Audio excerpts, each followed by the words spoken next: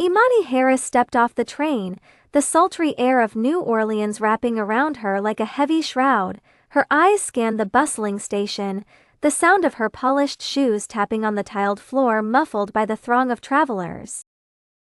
She clutched her suitcase, the promise of a new life anchoring her resolve.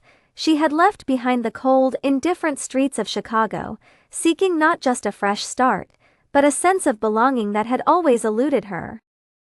As she walked through the opulent gates of the Dupois mansion, an unsettling chill crept over her. The grand structure rose tall and foreboding against the blood-red sunset. Its once glorious exterior had faded, much like the family that resided within.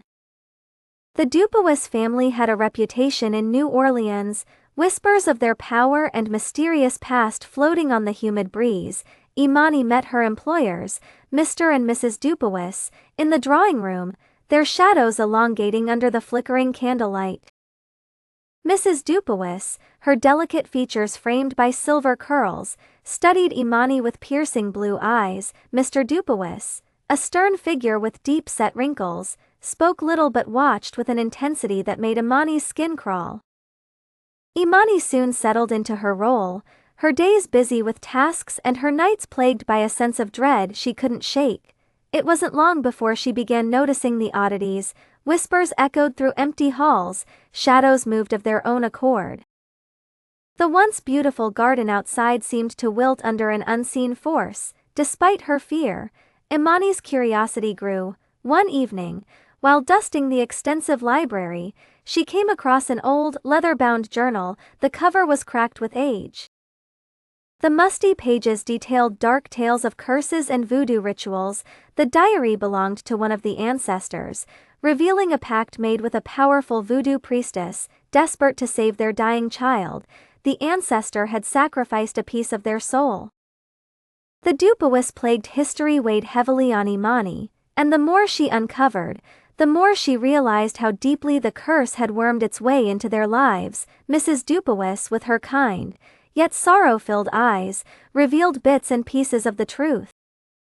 But it was never enough. The puzzle remained incomplete. One night, as the moon cast eerie shadows across the mansion, Imani heard a child's laughter, haunting and soft. Drawn by the sound, she followed it to a hidden room concealed behind a false wall. The room was filled with toys and faded photographs of a little girl, a ghost of the past. There, she encountered the spirit of the child, a forlorn figure with hollow eyes, bound to the physical world by the ancient curse. The child whispered of secrets buried and truths untold. As the days went on, Imani realized the Dupois family believed she held the key to breaking the curse. Mrs. Dupois, in her cryptic manner, hinted at a prophecy and the need for a stranger with a pure heart. Trapped within the mansion's walls, Imani's grip on reality began to wane. She questioned the intentions of each family member, wondering if the curse had twisted their souls beyond redemption or if they were victims seeking salvation. The climax came on a stormy night when the house itself seemed to groan and shudder under the weight of its dark legacy. Imani, guided by the spirit child and fragments of knowledge she had pieced together, confronted the Dupois family in the Great Hall. Voodoo talismans clashed with the thunder, and ancestral spirits seemed to hover in the periphery. The ritual to break the curse demanded a sacrifice, and Imani stood at the precipice of a harrowing decision. It became clear that freeing the Dupois family meant risking her own soul. As the wind howled and the house trembled, Imani invoked the ancient words she had found in the journal, her voice steady despite the terror gripping her heart. The resulting explosion of spiritual energy rocked the mansion to its core.